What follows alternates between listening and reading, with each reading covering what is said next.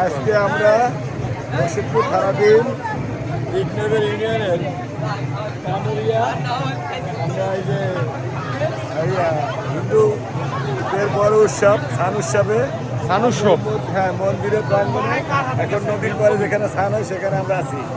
এটা খুব ধর্মীয় অনুষ্ঠান, হিন্দুদের বড় অনুষ্ঠান ছান উৎসব।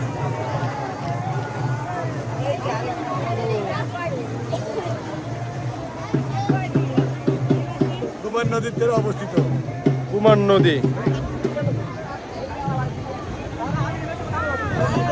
চিকেন তো পাই না, চিকেন দিই, ক্যান্সার চিকেন না, কি ক্যান্সার চিকেন দিই না।